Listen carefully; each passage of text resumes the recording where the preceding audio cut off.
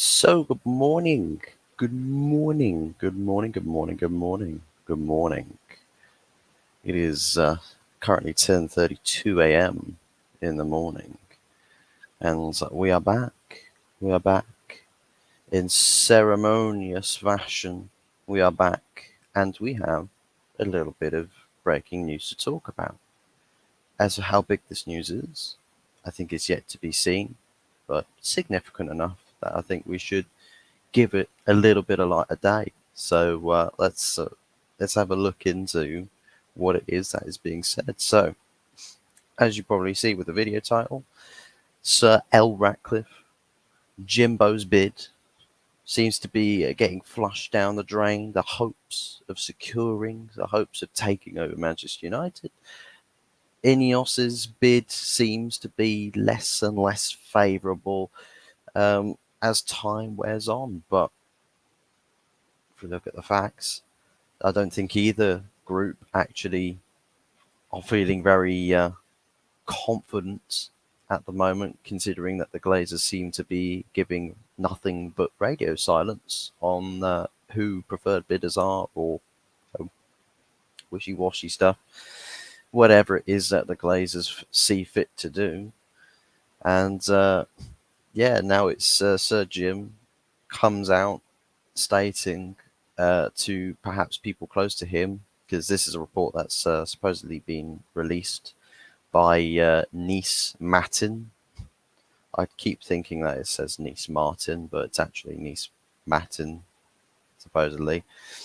And if the clue isn't in the name, or if you can't spot the clue in the name, Nice Matin, it's from Nice, from France, Sir Jim's other club.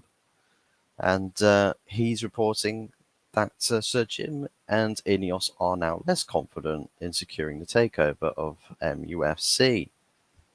So I think what we're looking at here is, I think reality probably starting to bite INEOS a little bit here. And I think a little bit of that sinking feeling of realization.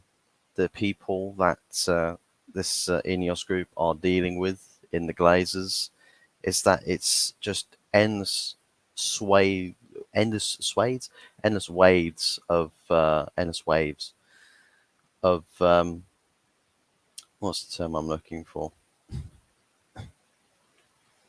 I had the word in my mind, but I kept trying to correct myself so many times that I completely lost the word that I was about to use. But basically, the confidence is wading thin. I've not had enough tea, for goodness sakes. I've not had enough tea. But basically, I think it's pretty obvious that perhaps this bid wasn't going to be the favoured one. That this bid wasn't going to be the one that was going to be sought after most.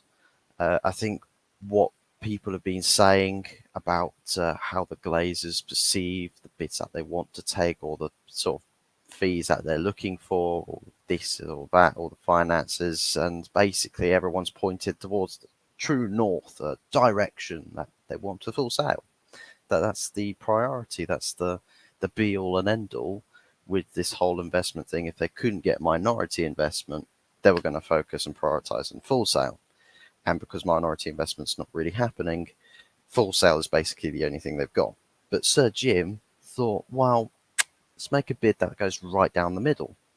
Let's take alleged majority ownership, but let's keep the Glazers here and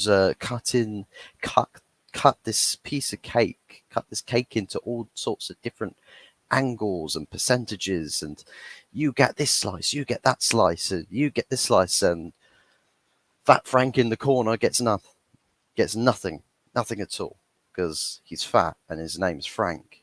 Sorry to anyone who's called Frank and has uh, higher body mass. Nothing personal against Franks that are fat, but still, all of these percentages, and with the string of media releases and reports about what Surgeon's bid is or what INEOS's bid is, what the percentages are. First, it was taking like the full 69% of the Glazers' ownership.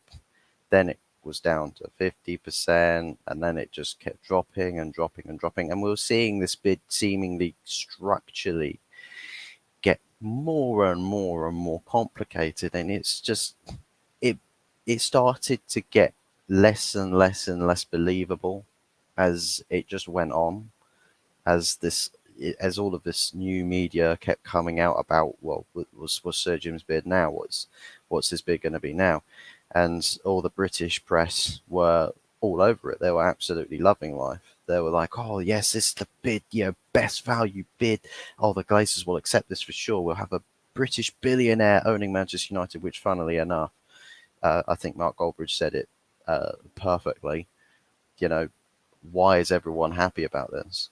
Why would anyone be happy about this? If you're a British billionaire, INEOS, with as much turnover, annual revenues as you get in the billions every single year, why can you not afford to put 6 billion on the table? Whether you believe, whether you believe right throughout that you should not be paying 6 billion for Man United, regardless of morals or how how the acquisition of Man United you feel should be done, or how much you absolutely feel and just it's 100% I should not be paying, we should not be paying, let's not pay more than this amount. Regardless of that, if you have enough money to overpay for the club, but this is your one prioritization as a British billionaire when it comes to owning a football club, that Manchester United would be the pinnacle club, you would go above and beyond for that. You would go above and beyond. So why are you not paying 6 billion then? This is what's crazy. It looks like a cost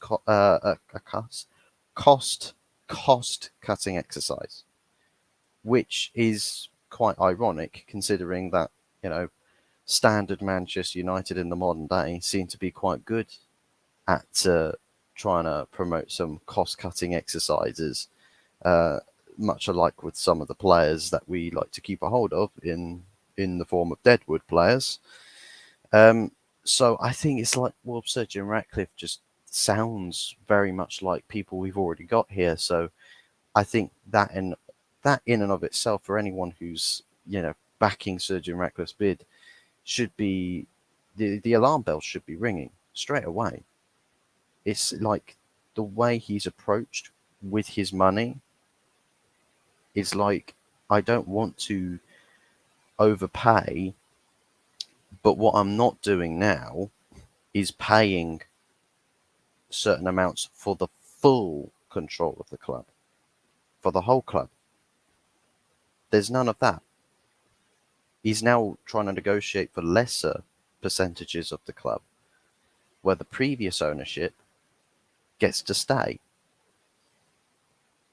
So I think it's whether I want to believe it's the whole passports thing, but then again, you can't not say you can't say that it's not to do with British bias, because you don't get the same treatment from Qatar, who are after the full ownership of the club. And the thing is from their statement when they were first interested, when Ray was just like started to slap people and just said, "Look, stop talking about takeover, NDAs, can't say anything else, can't release anything else publicly."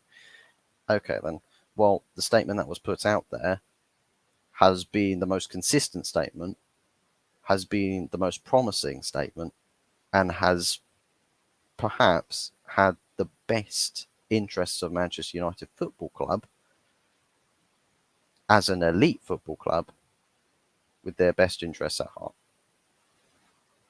So I'm more inclined, even if I don't agree with Qatar, not to say that I do or don't agree with Qatar. I really seriously would like Qatar to take control of Man United tomorrow, but to indicate, whether I'm pro Qatar or not, the matter of the fact is that one group has pledged to take over full control of the club, rid the Glazers completely, and work hard and put investment in to make us successful. Some people call it sports washing, but then they look at the situation now where it's like, but if the situation now gets out of control, forget sports washing being a bad thing, forget any other moralities of the owners or whoever it is.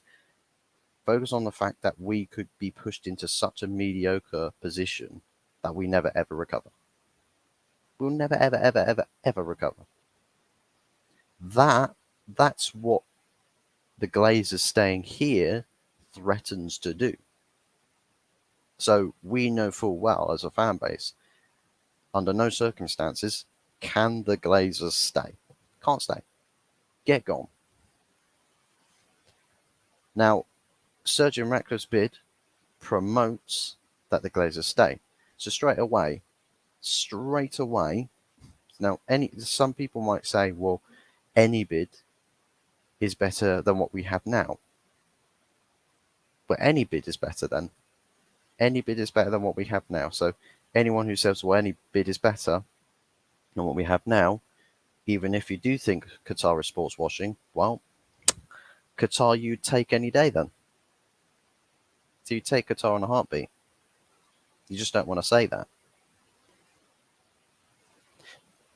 But then Sir Jim comes in, Glazers are staying, but any bid's better than what we have now.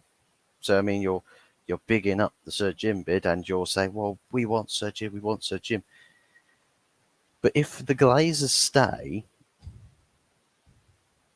does that mean that the problems we have now stop?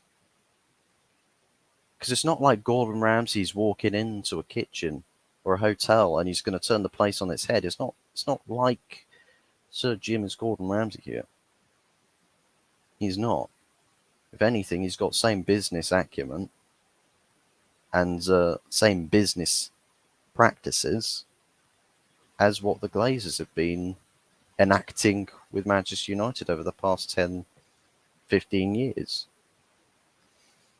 So, for me, I'm looking at this news posted by Nice Matin, reported on behalf via the United Stand, because they're quite quick with their news releases. So that's where I get a lot of my information from. It's all sort of in a hub because I'm useless at searching for this information, because I'll see something in a Twitter feed and then I'll basically go look for it at a later point and I cannot find it for the life of me. So I always have to go back to the same place just to see where the information's been gathered.